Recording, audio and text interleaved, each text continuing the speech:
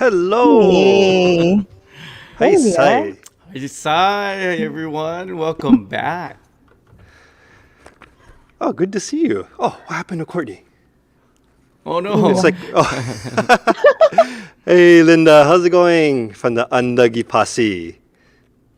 our Good to faithful see everybody. viewer Linda, very, along with many others, but yes, definitely Linda is one of our faithful viewers. Oh, there's Janine. Isogachi Davidu, Janine-san.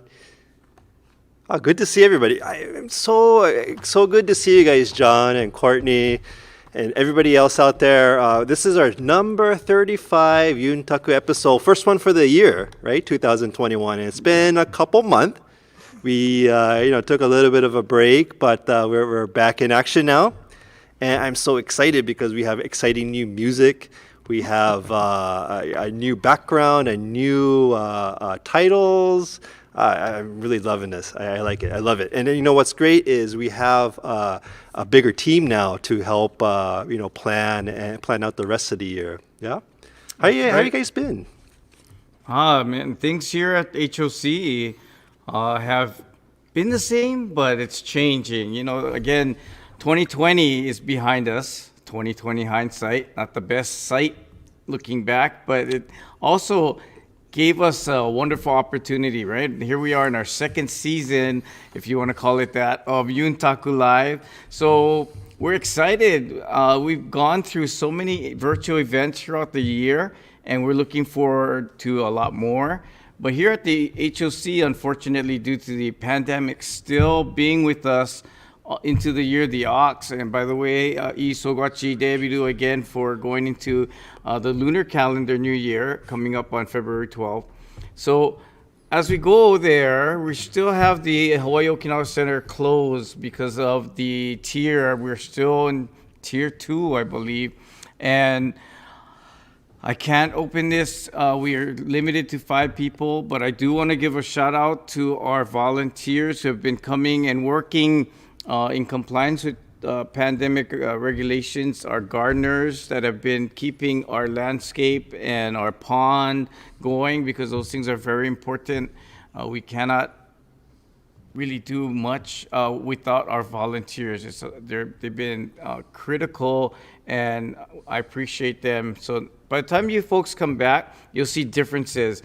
You'll see a new floor in the Higa building. You'll see new carpet in the Teruya Hall, and you also see that we've changed things around just a little bit. So we're gonna have exhibits in the Higa building from time to time. We'll be changing them, and again, it could be lacquerware one part of the year. It could be pottery another part of the year. It could be an outside exhibit coming in. So it'll be really exciting.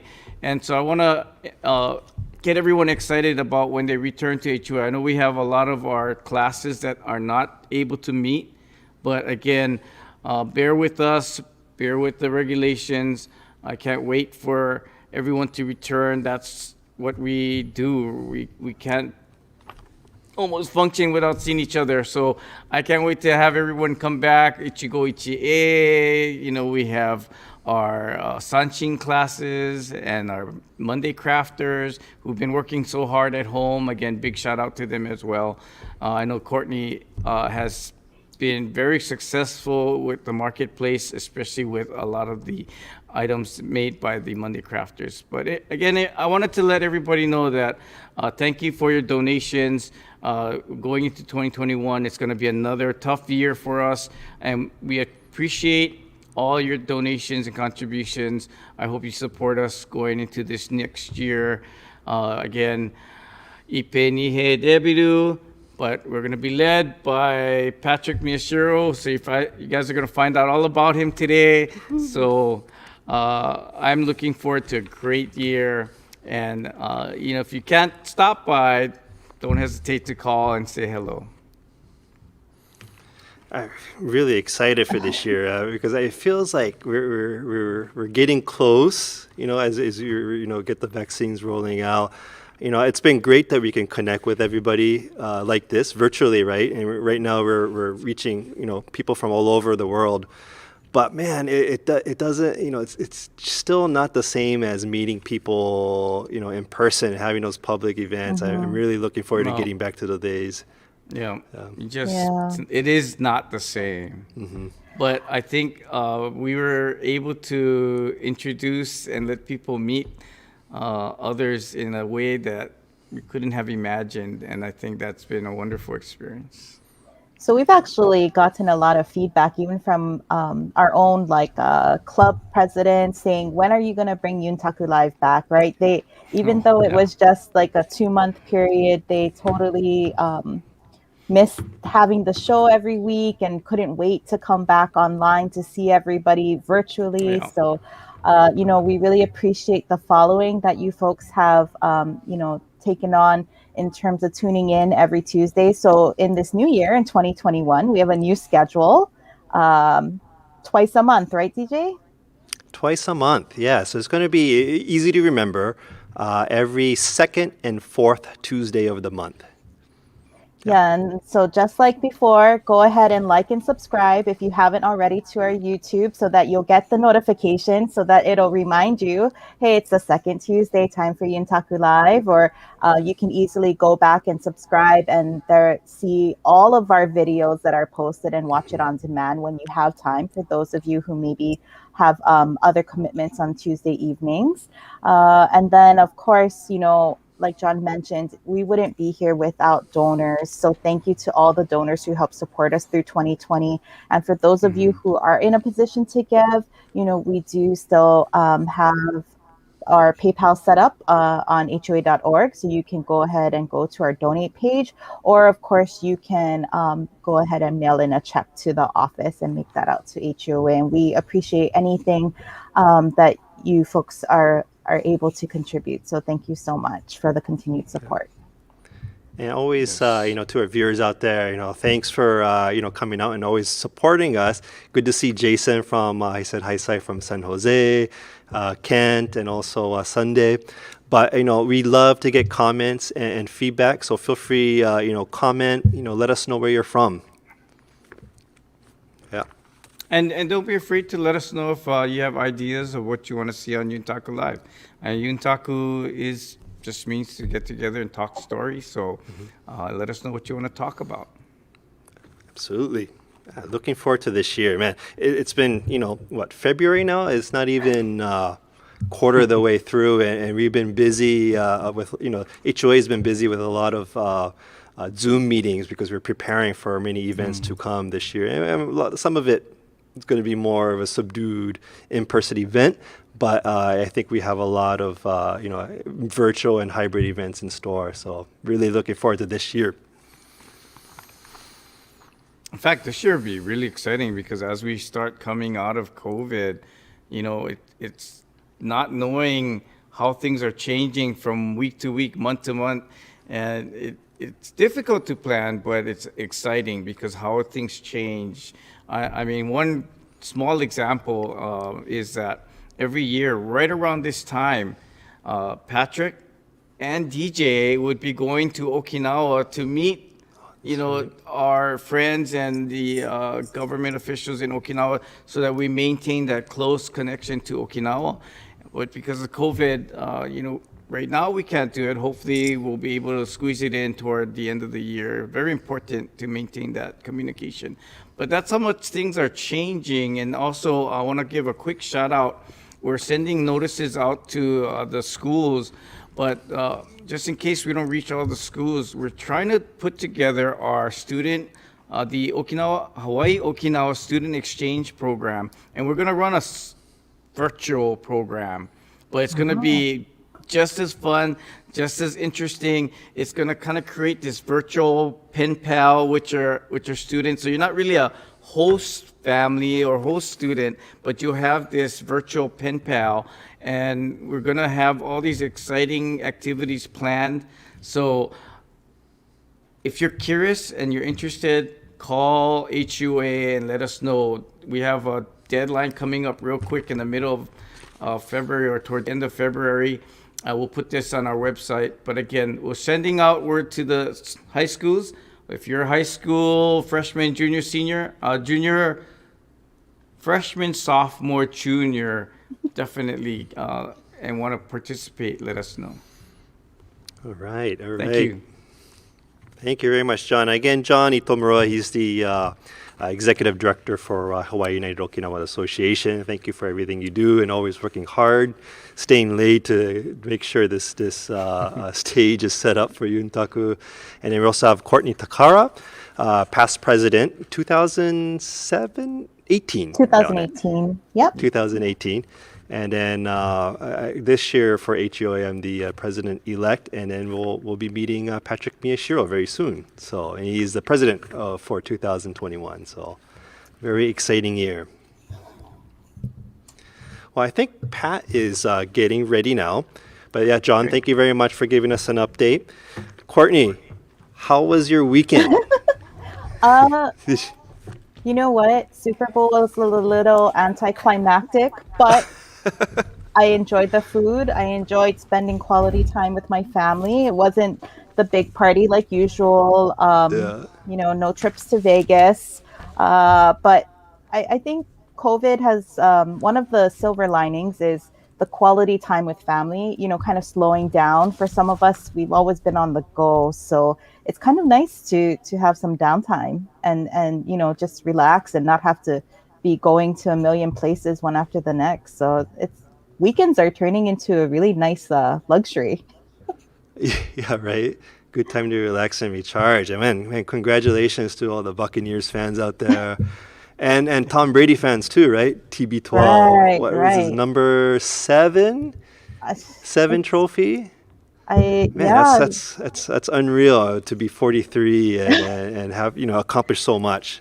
can you Gives me imagine gives me hope. physically still having to play after all these years? Yeah, and, you know, you watch him play, and he just seems like he's just having fun, and it doesn't look like he's ready to give in or, you know, retire anytime soon, right? Even though that's what people do to go to Florida, but Well, yeah, and then you have Gronkowski who went to Florida and ended up coming out of retirement to play again. So yeah, I quite an know. interesting dynamic there. Yeah. Yeah, so May- much fun. Maybe they're part So I, Okinawan. They're full of energy and strength, even in age. yeah, yeah. So I feel invigorated. I just turned 40 myself, so I figure if Tom Brady can do it, I probably wouldn't accomplish 1% of the things he does, but you know, it gives me hope that I can continue to be energetic. So Well, someone who definitely is always energetic is our fearless president for 2021, Patrick Miyashiro. Do we have Pat? hey, Patch, Yay! Hey. Hi, how's it Pat. going, man? Hi, Saigusuyo, everybody. Isoguachi debiru. Happy New Year. It's going to be a great year. I think we have so many things planned, and you're going to hear all about it. Well, first thing off, congratulations, Pat. You are officially our 2021 HUOA president. Our fearless leader. I humbly accept. Well, too late. You're already sworn you have a in. choice. I'm already there. But how you been doing? Oh, lately I've been going to a lot of Zoom meetings.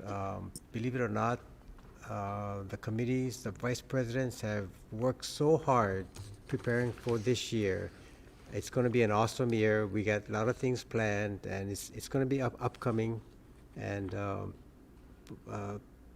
last year, because of the COVID, we learned a lot of new things. And one of the new things we learned was how to do meetings on Zoom. And I think it's an awesome way of conducting business, and we can engage our neighbor islands, and more people get involved. And one of the reasons is that you don't have to leave your house. You can attend a meeting and put in your 2 cents, and when the meeting is done, you're home. And you can do whatever you want. No traveling. I think that's great. Only downside is we missed the potlucks, right, Pat? All the good food that everyone used to bring to our meetings. Yeah, but now I know why everybody put their video off. they go grab something to eat. I think, but every time somebody puts a video off, they're eating because their mouth is working after you see them the next time. But one great thing about this Zoom, right? You mentioned, we have people that are on the executive council from the neighboring islands. We also have people that help out. Like we were on a meeting recently where Laverne, one of the past presidents who lives in Okinawa, joined in on the meeting, and she heads one of the committees all the way from Okinawa. And then just recently, I had the honor of doing the installation for Shinka Hawaii Club. And one of their newly installed VP is all the way from New York City. And Carly. so, Carly. Carly never here. Yeah, so Yeah, she's awesome. it's great that you can still live far, but yet you still want to help out and be part of the community. You can still be part. Yeah, it's just amazing. It blows my mind every time. Yeah, so I think because what happened last year, we kind of learned a lot, and it opened up new avenues for conducting business, and I think that is, otherwise we'd still be doing the normal things and business as usual. We wouldn't be able to see the opportunities that are laid before us. So I think we should take advantage and do whatever is necessary to expand our horizons. So great, good year. Very good year. And, what was it, just last month, a few weeks, it seems like a few weeks ago, but it's been a while now. But we just had the first Uchinanchi of the year, Uchinanchi of the year and installation celebration virtually, right, Pat? Yes. So, last year when we canceled I was so engrossed in doing the regular festival, and when we canceled, I said, "Oh my God, what am I going to do now? I don't know how to do anything else." But you guys came up on board and you guys did the virtual thing, and I looked at it and I said, "Wow, that's pretty awesome." So when the festival was done and we had to plan for our installation, I looked at it and said, "Oh, September, October, November. I don't think they're going to be ready by January to have a 900-person party here." So we made a decision early on that we're going to do a virtual. And I got to give shout outs to our Ginowan club that came in, and they just worked so hard. And they planned this virtual installation, and we're thinking about how to make money for the HUOA. And so the idea of selling bentos came up, and I said, "Oh, that's a good idea. Okay, let's do it." And you know what? We sold about 900 bentos, thanks to all of you. That was so great. So we had a bento pickup, and people contributed. Well, not only did we sell bentos, but the people were so generous in their donations. I think John was surprised when I told him, "Can I give the amount?" We actually had a little over $5,000 that Wow. we gave to the HUA. And I've been on installation committees, and it's a break even committee. We don't make any money, but on this one here, because of the people were so generous, and they just opened up their hearts. So thank you everybody for making that donations. And congratulations again to all the Uchinanchis of the year that were featured. And I highly recommend the video editing team did a great job of putting the installation program together, and they have a very nice bit featuring each and every one of the Uchinanchis of the year. So if you go to the HOA YouTube site, you could actually watch it over again. I highly recommend if you haven't. Highly recommend. Okay, what you're seeing on the thing is my cousins. They were actually doing the favors for the bento pickup. They had to make over 900 of these little packets that consisted of mochi, 3 mochis, a little honey bear, and the little cups that you see there is for the andagi that was supposed to that came with the bento. So They worked so hard, I tell you. It like took at least a couple of weeks to plan all of these things. But I just took a picture of that and just want to show you that they were all working so hard. So thank you. And Aw, then, it's such a nice well, this picture of you picture, guys. yeah, Lynn always says that you have to have the president, the past president, and the president-elect as a feature. So we took this picture. Uh, I think just prior to the Just prior to the installation, yeah. yeah, just prior to the installation. Actually, we had a day when the Uchinanchu of the years came to the Okinawa Center to take the picture, and that's when we took this picture. So it was Oh, very that's nice. right. So That's right. yeah, So, usually this picture would be taken in a mad rush before we open the doors for the that's right. 900 plus people to enter the hall. And usually, everyone's like trying to figure out what's going on, running around with like chickens with no heads, and we're trying to find everyone so that we can start opening the doors. But here, you folks look so calm and collected and beautiful smiles. I'm so glad you folks took the time to take some pictures, even though it wasn't the traditional um, celebration that we normally have. I think this one was also really special, Pat, and I agree with DJ. Your team did an awesome job with the Hmm. program. Yeah, it was amazing. And for all the Uchinanchu of the year, I mean, they're the only ones that get like individualized time on YouTube that's forever archived on the internet. That's one of the things Amazing. about this Yuntaku Live. It's permanent, and it's forever. And I, I'm thinking that about a couple of years ago, somebody was saying, we gotta document all of these things. We have to take videos and all that. But this Yuntaku Live is just a right venue to cherish all of these memories, and you can actually learn a lot of history from people that are knowledgeable about what's happened prior to whatever. I mean, you gotta find out a lot, I think. I know. Agreed. Agreed. Um, Man, and Pat. So how did this all start? I feel like I've known you. Well, I haven't been here that long, but ever since I've been part of this community, you've been very much part of this community. How did this all start for you? Actually, I've been a member of our Ginowan Club since I was a little boy, a little child, and I remember going to our picnics, and well, that picture that you see right there is a picture of.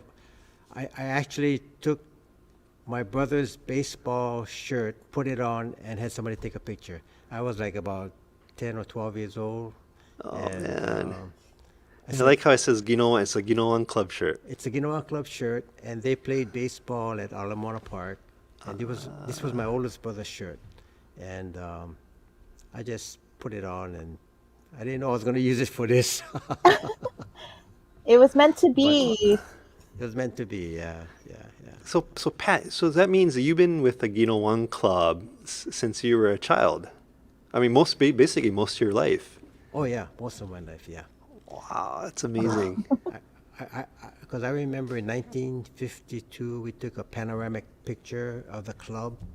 I didn't present it here, but I was holding my nephew that was only the 1952. He was 2 years old, and I was 6 years old, and 8 years old. I'm sorry, I was 8 years old. Yeah, but yeah, that's how long I've been in the club. It's been a while, but And so, what did they do? So I know the many of the clubs do picnics and Shinenkai. Was that very similar? Is that how you remember it when you were a child? yes, definitely. So how I really got involved in the club was this was after I got married, and I was going to the picnics all the time, and so I opened up my mouth and I told this one guy, "Hey, Ralph, you guys have the same games for the last 4 or 5 years. You guys gonna change and do something different? Oh yeah, we're gonna change. Next year you're gonna be in charge of you're gonna be in charge of the games. I said, what? Okay, okay. And then it's been 40 years now. But I think being involved in the club is you try to do something to help. And one of my models is that I'm always going to try to help wherever I can, as long as I can do it. If I cannot do it, that means I'm sick or I'm not well. So. Well, I'm glad you're doing very well because since you've been go as long as I've known you. So thank you very much for all you do. And John, I see John's comment. He says, "Put a mustache and glasses on that boy, and you look exactly the same." I agree. So Pat, you've been in Ginowan Club for so long. Have you seen like a difference from what the club was when you were a kid to what it is today? Yes, there is definitely a change. And the one change that I see is that when I was growing up, there were a lot of essays in the club. And just an example, when the Okinawa Center opened, we took the whole center, like about 400-500 people would come to our Shijin Kai. And as the essays passed on, the families got they didn't come to the Shijin Kai, so we eventually dropped to half. So I can see that the difference is that we're losing the old. We've always lost the old ones, but because that patriarch or matriarch is not there, people are just not interested in continuing. So we gotta get that people to come back and show that they're younger people to show that this is what the Okinawan community is all about. So we're trying to do that, but it takes a while because everybody is engrossed with their own activities and they have to make time to participate in the Okinawan culture. So, but I think the Okinawan Festival is one venue where everybody loves to go. So we're doing that. And you know what? This virtual thing is such that we can massage it and get it to be in our favor. Yeah. And that I see that with that's a challenge that I think many clubs have. Maybe not just the Okinawa ones, but I think it's where Other I see that too. I think it's important. For me, I want to make sure that the clubs and the community stay strong too. So it's important to me that I try to expose my children to as much of Okinawan activities as possible to kind of perpetuate that. So those out there, if you have grandkids, do your best to. I always say, let's try our best to kind of push them along, get them involved. Yeah. So was it like that for you, Pat? Was it like your parents kind of helping pushing you along? No, it was totally different. When I was growing up, my mom and my dad or my family, they never told me anything about Okinawan or being Okinawan. And the only thing I went to was maybe for the picnics or Shinenkais or whatever, but they never pushed me into the arts. They never pushed me to play sanshin or play taiko or sing or dance or whatever. And it was, they just wanted me to live my life as an American. And so until I grew up or until maybe after my father passed, then my mom, she was really engrossed in the Okinawan culture. I mean, she would go to all the recitals. My brother would take them to the recitals and all the people. Well, that's my grandma. It's my mother's parents. They were. I never knew them. I never knew any of my grandparents. That's one of the things that I kind of regret because as you're growing up, I only had my parents, but I just found out, not just found out, but later on in life, I found out that my grandparents died in the Battle of Okinawa.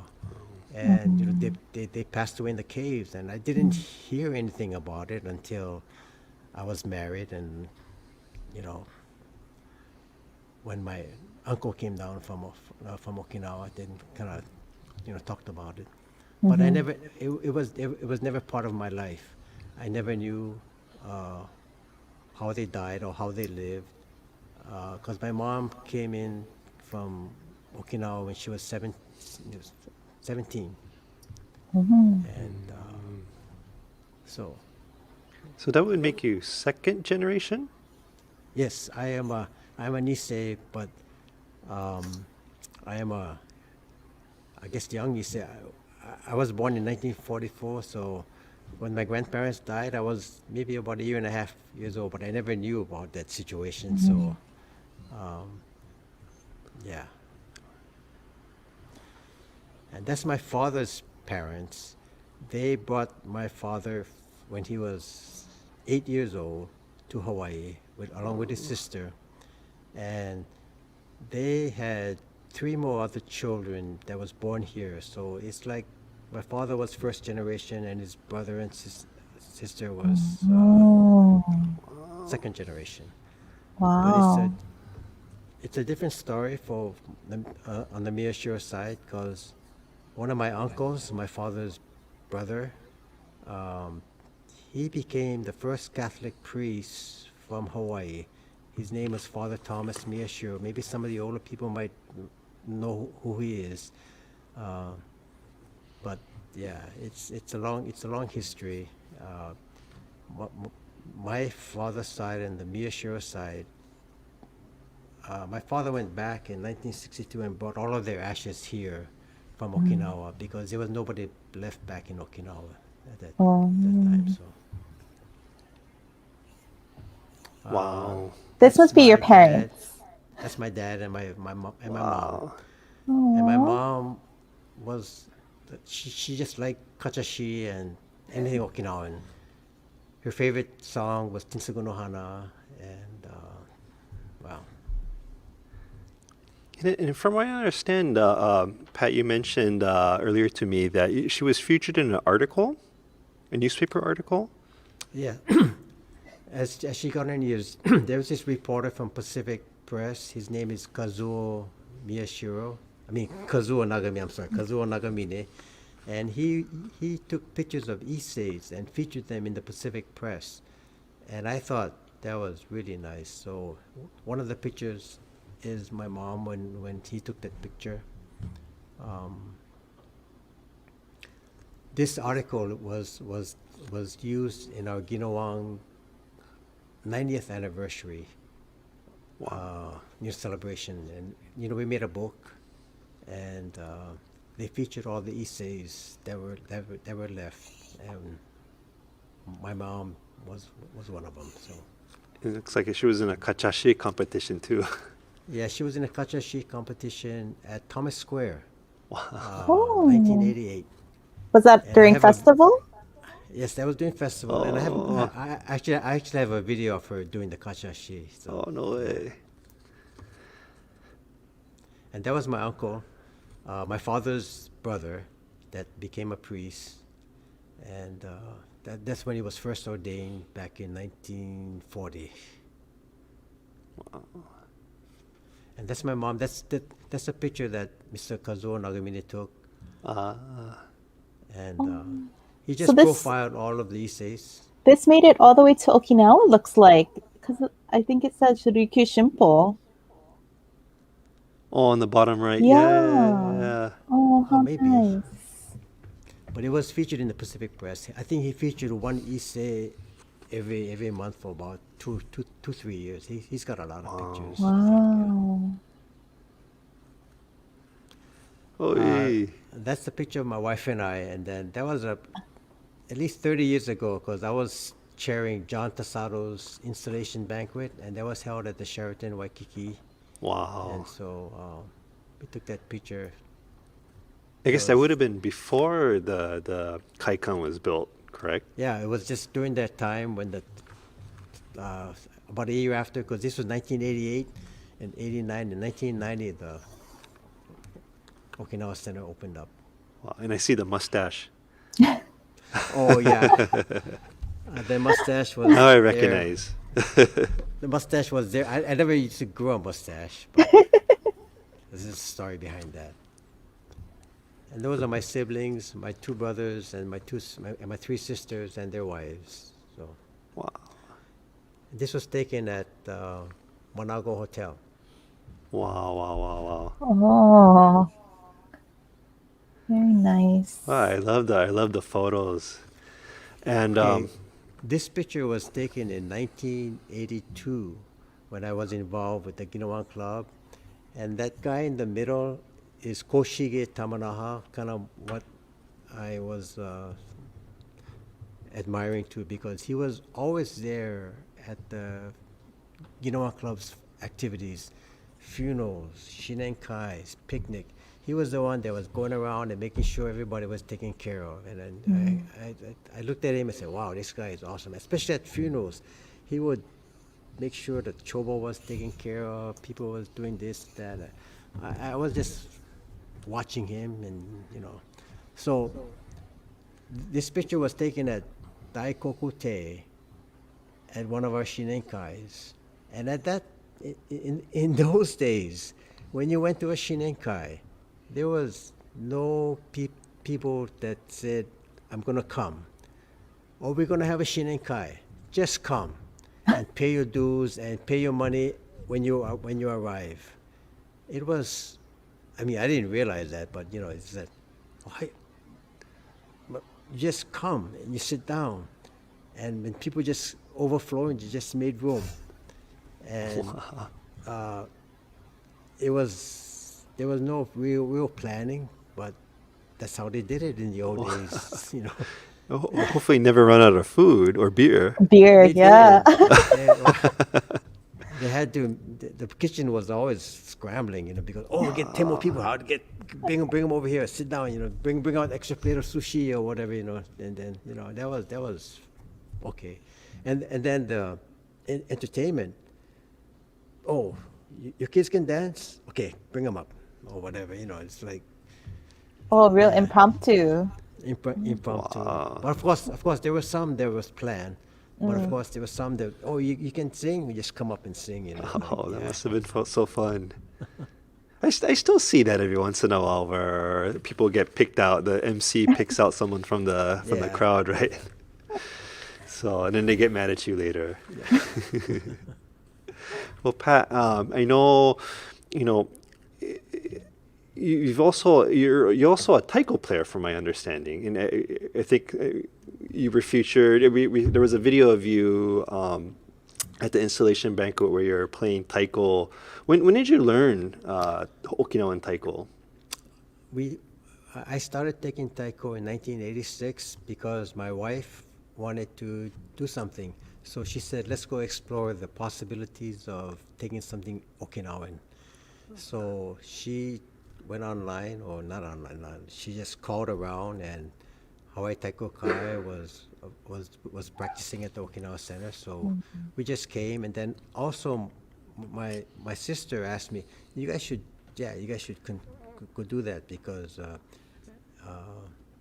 Derek Shiroma was teaching, but he's kind of a family member on my sister's side, and so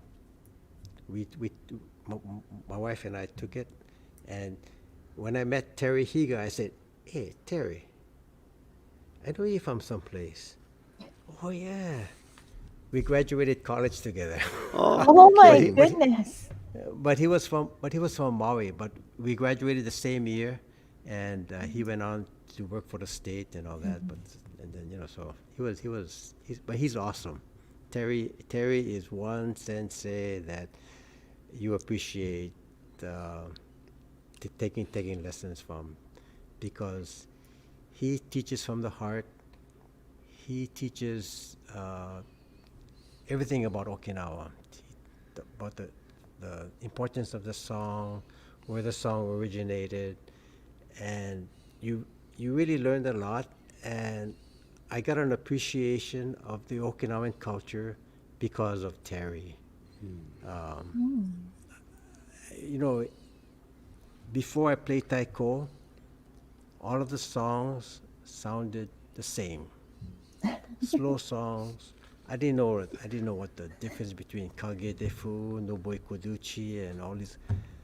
I never knew anything about what the songs meant or how important it was to celebrate an occasion with this particular song until you went into the arts. Because if you're not interested, you're not going to learn. So I encourage anybody that has an inkling about learning about culture to take sanshin, take taiko, take anything that you might want to learn about the arts. It's going to be an eye opener, and it really makes you appreciate Okinawan music or culture. Yeah.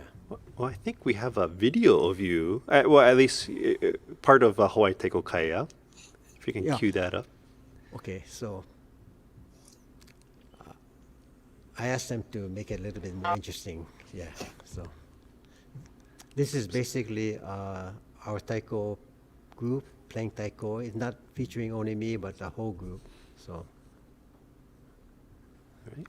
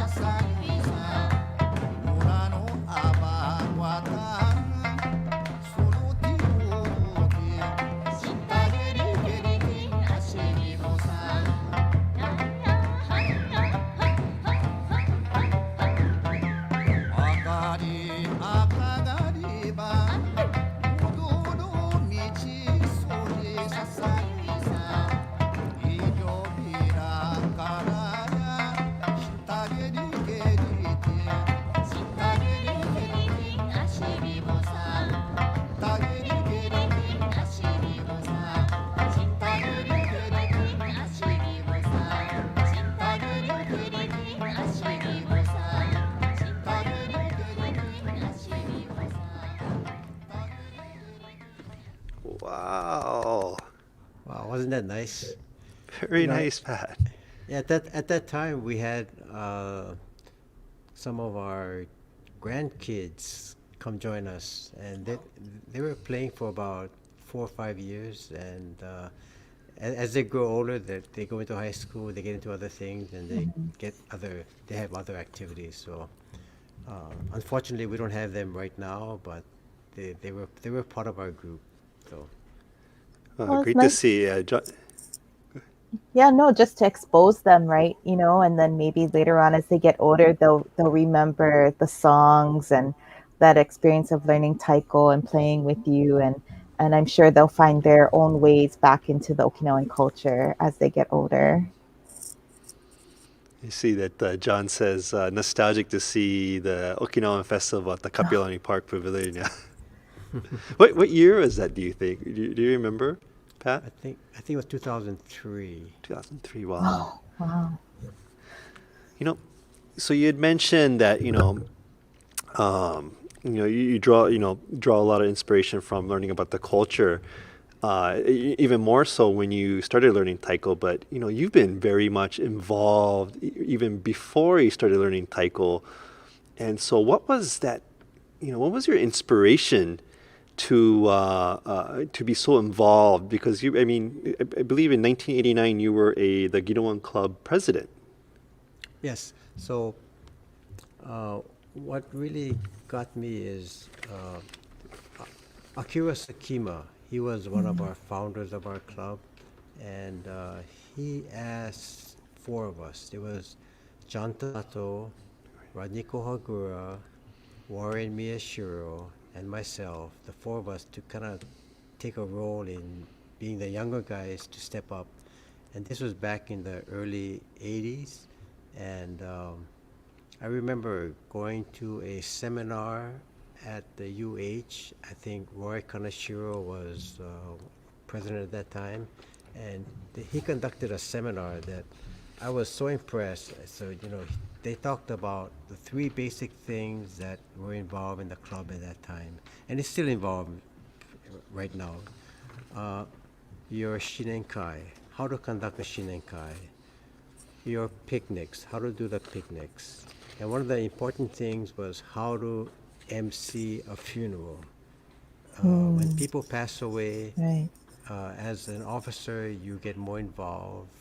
People ask you, "Oh, can you be the MC for my father's funeral or my mother's funeral?" And, at that time, when it's a traumatic experience when somebody in your family passes, and that's when the families need help, and that's the reason why the clubs were there at that time.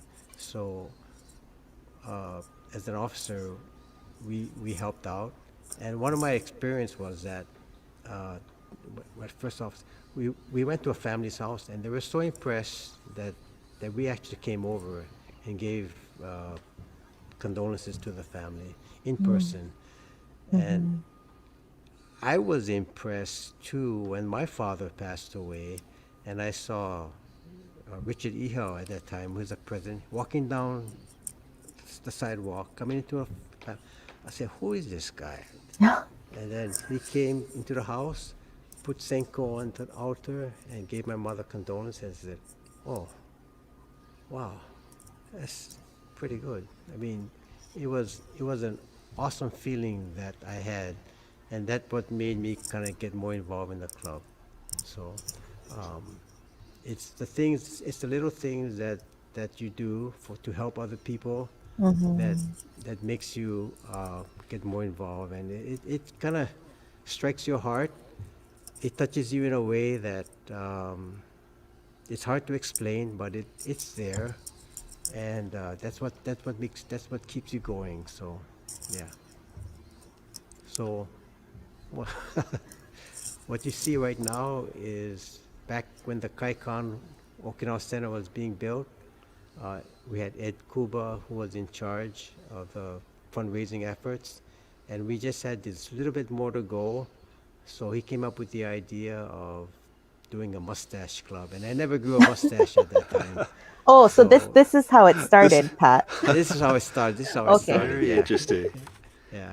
So if you read the article, the last one was about a Korean bar mustache, but I never went to Korean bars, but it would look like a Korean bar mustache.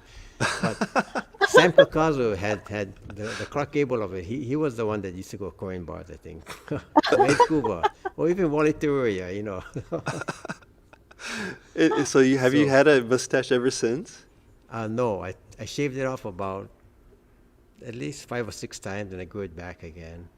But um, yeah, so You know, this one, Pat, you besides this particular fundraiser, I mean, as that's how I remember first meeting you, always being the man with the big ideas and the great fundraisers, especially when it came to, um, either whether it was on the Hawaii Okinawa Center or the Hawaii Okinawa Plaza once that project started. And you were so creative from a marketing standpoint of coming up with these really great ideas of fundraisers. And it wasn't necessarily like really like fancy fundraisers. I mean, things where a lot of people felt like it was manageable for them to contribute and participate and be a part of something bigger. And you've always done such a great job in that. Where do you get that kind of inspiration? Like, where did you get these ideas? well, thank you, Courtney, for giving me praise on that. But anyway, let, let me explain a little bit about that. Um, During that time in 2005, when the idea of getting the Hawaii Okinawa Plaza, or buying that land across the street came up, and I thought, boy, that's a good idea. Let's get the land and let's put something on there so we can get the Hawaii Okinawa Center on a good basis where they can always have funds to do the programs that they always want to do. So I was a staunch supporter of that from the very beginning, and I joined the fundraising committee to raise funds, and so it got started, and we raised a little bit of money, and then it stalled, and then one of the big factors that got me really motivated again was the fact that the state came up with their $1.5 million to help us pay off the land. So when that came up to me, I said, "Wow, we only got $800,000 more to go," and this was in 2008. And at one of the executive council meetings, I leaned over and talked to Cyrus. I said, "Hey, Cyrus, we only need 800,000. We can get them." I said, "Oh yeah, come up with an idea." So I said, and this was in June before the festival of '88. So he said, "Yeah, go think of something." So I said, "Okay." Then I thought, $800,000. We get 10,000 families in our Okinawa, community. All I gotta do is give $88, and we get them. So I said, came up with 88, $88 for the year 2008. Yeah. So I promoted that, and we got some money. Then in '99 we get 99 for 99, give $99. We came up with that too. And then 2010, I said, "Man, it ain't working so good. We gotta get this thing moving." So we came up with the idea of putting names on the wall, and how that came about was some of the members in our club said, "Hey, Pat, I don't have my name on the wall when they first opened up, but I would be willing to put my name on the wall for this one again. You guys can come up with a plan." I said, "Oh yeah, we can." So we came up with the $1,500, $3,000, $5,000, $7,500, $10,000, $20,000, and $30,000 plaques. So in about 1 or 2 years, we just needed $50,000 more, and we got it. But we paid off the land. We did actually pay off the land, and we made that wall with the plaques. And I got a call last year for one person that was interested. Hey, when you guys gonna put up the last wall? I said, "Oh, we're gonna work on them by the end of this year." But for that one person, we actually did it. It's up there. It's not dedicated yet, but it's where it was proposed to be, and we have the wall up there. We put 2 walls up, and we completed the wall.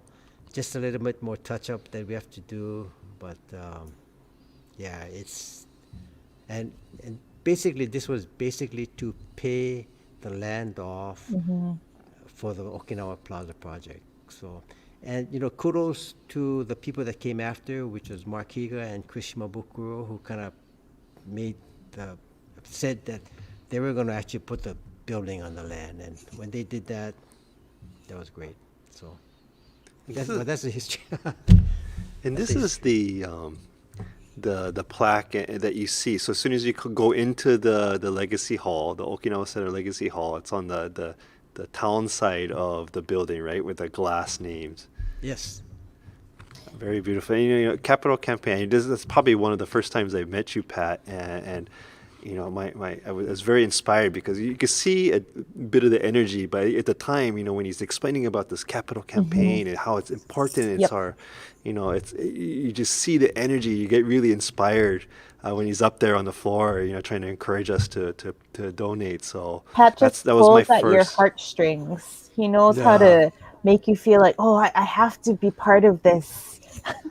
And it comes from a genuine place. He genuinely believes that this is the right thing to do, an important thing to do, and we got to do it. And so you see that as he's talking. So, yeah, I'm so happy to have you, President, this year. It was because of that, or because of me being so naive that I would believe that people would give $88 to make that $800,000. But it eventually worked out. So, yeah.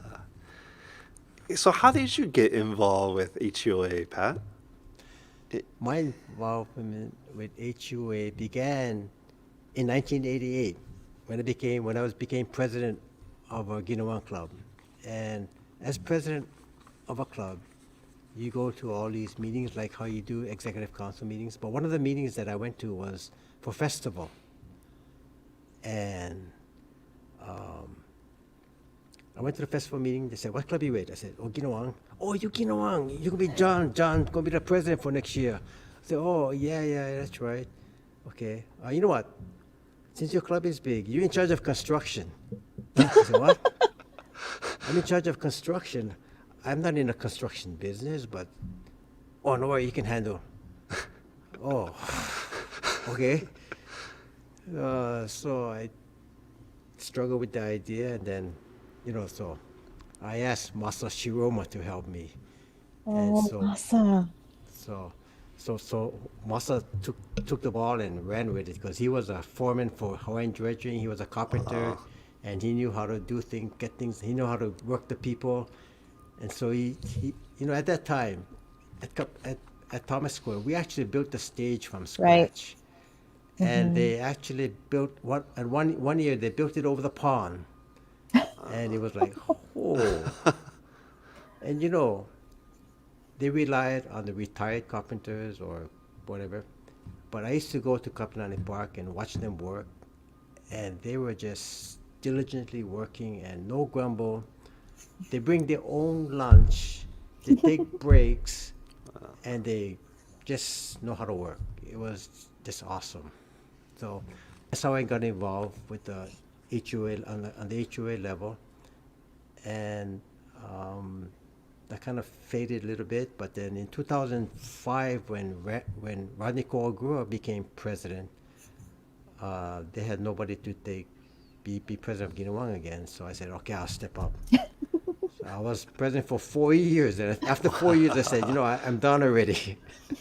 So in 2009, I said, okay, somebody else going to take over. So they did. But within those 4 years, as club president, that's how you get. I was club rep for 2 years, being on the executive council, and then they asked me to be club advisor. So I said, okay, I helped them out, and that's where I met Cyrus and all you younger people that came up, through the ranks. So, and that's where I am today.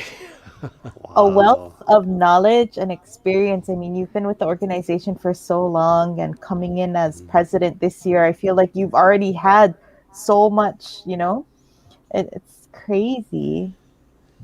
But being president of a club is okay. But being president of the HUOA is such an awesome task, and I I am humbled just looking at the whole picture, and when I look at it, I said, being asked to be president of an organization like this is a privilege that not everybody gets a chance to do. And so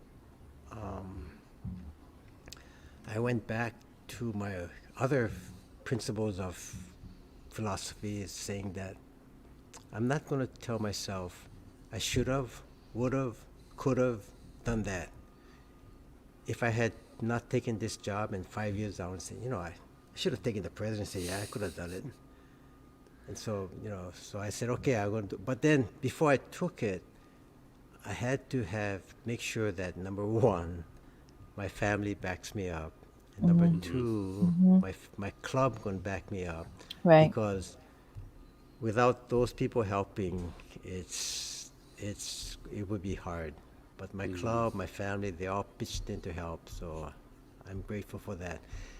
And another thing is you officers by yourselves, you are so dedicated to the cause, and I get nothing but, no worry, Pat, we help you. No worry, we take it, we help you. We just go be president. We help you. Okay, I can do that. But eventually, as president, you are the ultimate person responsible. So no matter what anybody says, but I truly appreciate all that you guys do, because you guys have been awesome to me, and it really shows that with the proper help and everybody pitching in, the theme of Chimagukuru Tichi will come to be. Yeah. Beautiful theme. And what does that mean, Chimugukuru Tichi? It's, for those of you, it's on the bottom right, actually, of the screen. Oh, yeah, well, Chimagukuru Tichi, all hearts unite as one. I'll explain it real fast, okay? The use and application of Chimagukuru is that one is able to understand and support with an unspoken word the mind of another. Can you grasp that? Shimagukuru is the one is able to understand and support what with an unspoken word the mind of another. That's hard to do. I mean, you gotta know what the guy is thinking before you can do it, right? Okay. The word tichi means one. Hence, Shimagukuru Tichi is a beautiful spirit that brings together the hearts and hands of people as one, in peace and harmony for everyone's success. So that's basically what I want to envision, is that everybody working together for one goal, and we get the job done. And it's working. My vice presidents, they're working so hard planning meetings, and with this pandemic going on, we don't know what's going to happen. But they're busy planning meetings, and to tell the truth, I've never been so busy going to Zoom meetings within the last 2 weeks. I've been to a Zoom meeting every night for the last 2 weeks, I swear. But it shows that they're working and they're getting things done, and things will be coming out to all of you. So thank you. Appreciate it. Well, I think it's a testament to how much you do for the community. How I think many of us kind of growing up watching you working so hard, and just so much spirit, giving to the community. So, I also going back to your Hawaii Taiko Kai, we actually have another video that we would like to feature, if you wouldn't Great. mind queuing that up.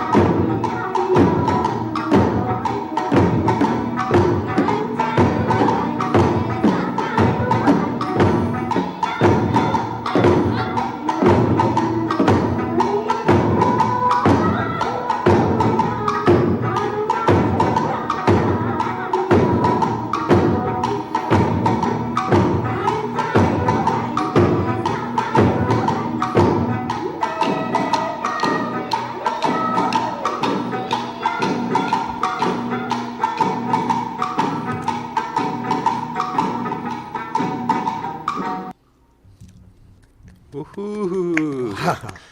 Danju Kariushi. I love that song. Yeah, that was a old video because my daughter's in there and my son-in-law was playing the blocks.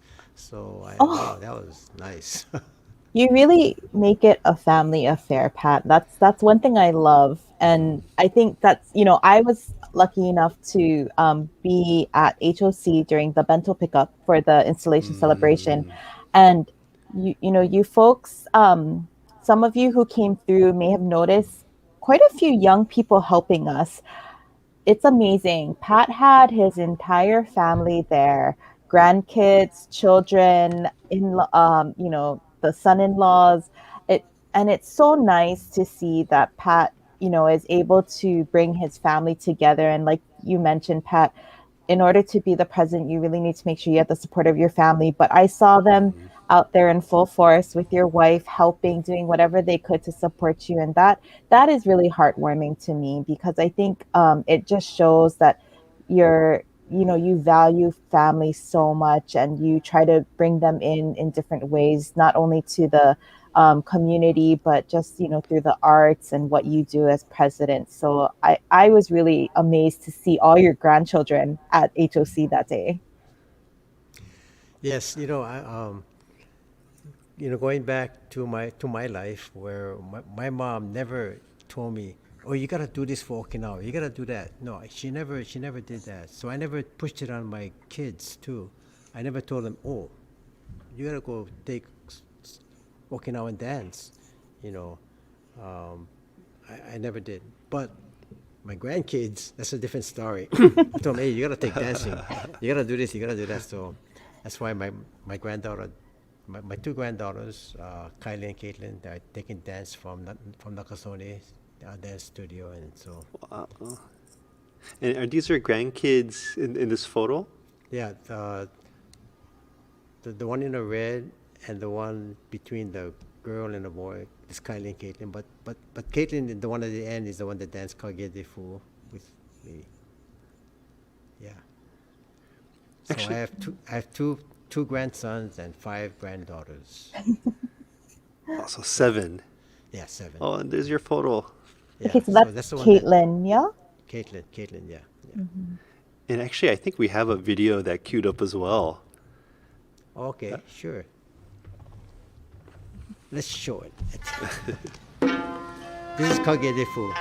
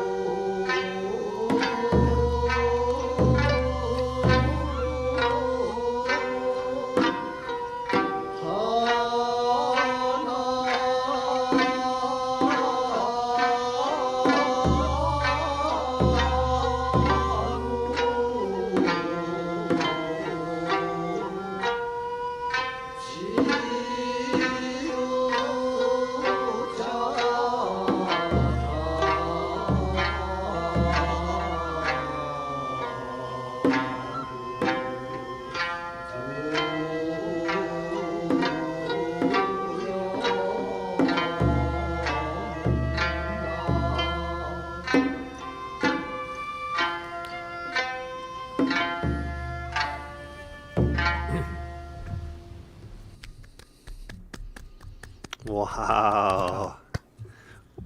So, what was going through your mind as you were performing with your granddaughter? I It s- looks like she just commented. I think that's her, yeah? Yeah, oh that's yeah, that's her. Okay. yeah. So what was going through my mind? Oh yeah, okay. So my mind was saying this: the future is secure. The younger generation are going to take over. Uh, yeah, and it's not only my granddaughter, but there are many other grandkids that I've seen that are coming up through the ranks, through dancing, Sunshine playing. You see it in the videos on the last virtual Okinawan festival.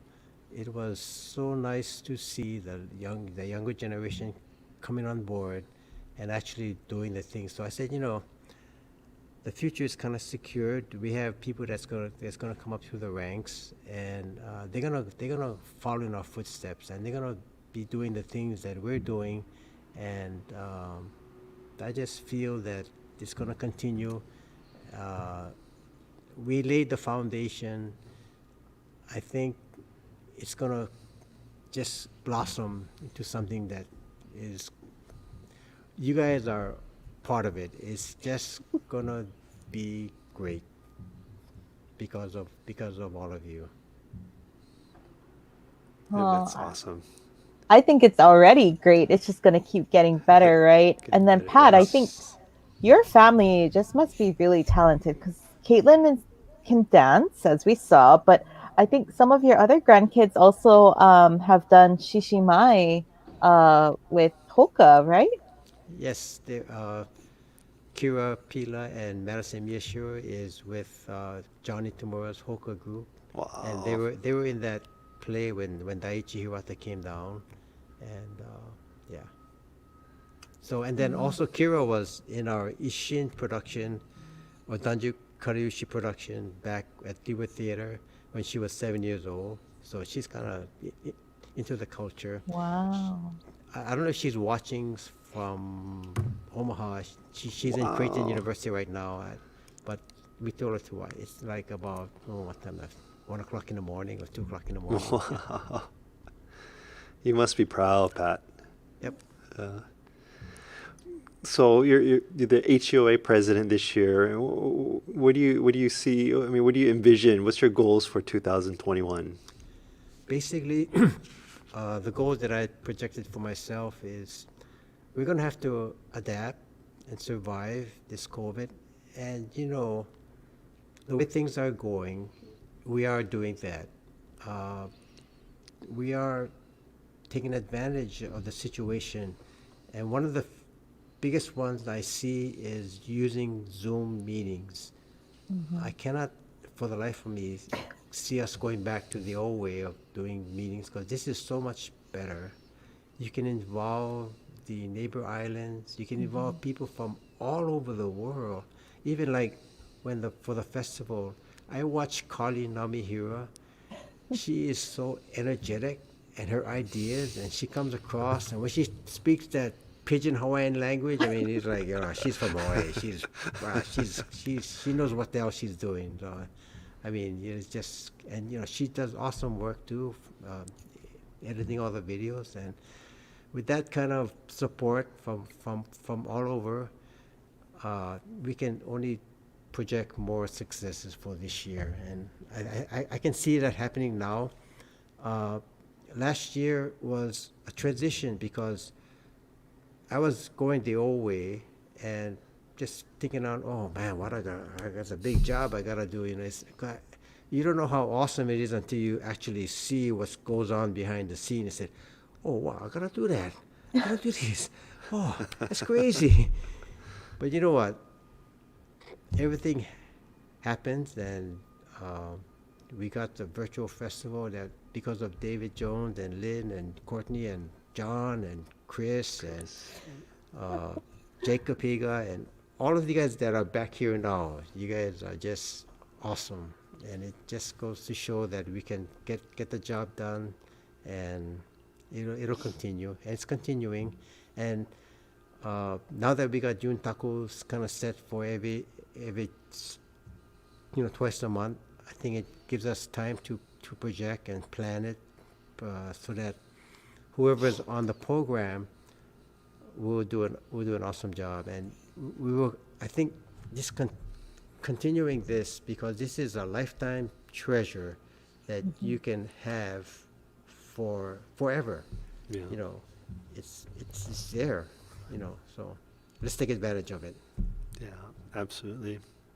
Yeah, it's so funny, Pat, because I think, I have to applaud you for embracing technology because it's it's not easy. And It's not I easy. remember last year when you became president elect and we were getting ready for what we thought was going to be an in-person festival. We had a few meetings very early on, and I remember you showing me your new laptop and saying how your daughter had helped you create um, folders in your Google. Google Drive and using Google Docs. And I was just like so impressed that you were so eager to learn this technology, even if it wasn't something you were that no, but the point was that you were open to it and embraced it. And I think that's why, you know, you continue to succeed this year as you talk about the importance of Zoom meetings, because you yourself have you now are the one going and teaching people how to log Yeah. in and use Zoom, and it's amazing. So, kudos to you, Pat, because it's not something that just comes, you know, one you do it once and you got it. It's not that simple, but you've really embraced technology, and I think as a leader, you're setting that example for some of our other club presidents and Yep. officers, and that's what makes everyone, like DJ said, we just want to support you because you just set that example. Well, there's so much to learn. This is just a little inkling of what I know. I know you got this much to learn. It's like I can only. My brain is getting older and isn't getting holes in it and is not absorbing all the knowledge that I should. It doesn't stick sometimes, you know. And I think people at my age they can relate to that, because before, you know, I used to think, my brother used to tell me, yeah, I'm kind of forgetting things, you know. I said, nah, you cannot. How can? Doesn't happen to me, and I was younger, right? Now I see it happening to me, and I said, oh yeah, I know what he was talking about. it's, yeah, after a while, um, your cognizance level decreases a little bit, but I'm not gonna it's not gonna put me down. I'm gonna try and absorb as much as I can and pursue on. Well, I don't think any of us are noticing that you're missing a beat, because Not at you've all. been right on it every step of the way. I still remember our very early on last year, our very first Zoom meeting, right? Where it's all new to us, and Pat was still trying to figure out how to log on to Zoom, right? So Lynn had to. I don't know if she was FaceTiming him, but I remember Pat was joining in through Lynn's Through his cell phone. phone. Mhm. Yeah, and how far we've gone, yeah, Yep. since then. So, yeah. Well, every time you hang out and spend time with your one of your grandchildren, Pat, tell them to teach you a new trick on the iPhone or on the laptop, because the kids Yeah, these yeah, days, yeah. they can do so much, and it comes so natural to them. I think I know DJ and it's I are kind of on the end of that spectrum already, fading out. Yeah. I'm learning things that were in process like 10 years ago, like how to, then that blue line comes across and you can copy and paste. I didn't know what that was for. Every time the blue line comes across, I say, what the heck is this? I say, but it's so good. You can just copy and paste, especially if you gotta do it multiple times. It's an awesome thing to learn, but if you don't know about it, you're going to erase and you're going to type it all over again. It's like, and that's what I used to do. It used to take me hours just to get something done. It's like, oh my God. But now, but it still takes me long. I can't embrace it. It's kind of hard. But yeah, it's But we're all here for you, including all your grandkids, to help you out whenever you need us. So, yeah. My daughter probably laughing at me now. So but Man, thank you very much, Pat. And man, really amazing to actually get to know you, and that's why I love Yuntaku Live. You get to know someone. We've been. It seems like Pat. Every time I see you, we're always just so busy that we don't get a chance to get to know you. But this is a great opportunity. So thank you very much, and sharing your life, your family, and your photos. Yeah, Yes. we look forward to a great 2021 with you, Pat. We're just excited to just see what's gonna come about and what exciting things you have in store for us. I could just say one last thing. Doing the virtual installation and all this with the Ginowan Club, even the members, they said, you know what, I've never actually interacted with some of the club members, but with this project that they did, they had so much fun. They actually got to know certain people that they've seen all their lives, but they never actually interacted with them. So I say this to the other clubs. That's the only way that you're going to meet other people and find out what their capabilities are. And with all of this combining effort, you're going to see that all hearts combined as one, you're gonna get there. So, but you gotta get that one common goal, and go for it. Yeah. Yeah, chimuku Well kuru said. tichi. Perfect theme for the year. Yep. Well, thank you very much, Pat. Thank you, Courtney. And thank you, Mr. Naga, as I said, best place to get Okinawan content, Yuntaku Live. Thank you, everybody, for watching. Again, so please support us. If you haven't already, I think we have like 2,450 subscribers. But every subscription counts. It helps us. Want more? We love to be able to hit 5,000 by end of this year. So thank you very much. Please share with your family. We're looking forward to more shows, whether it be a musician, whether it's something about one of our clubs. Let us know. Comment and give us your suggestions on who you would like to learn more about. Yeah. Yep. So Yes.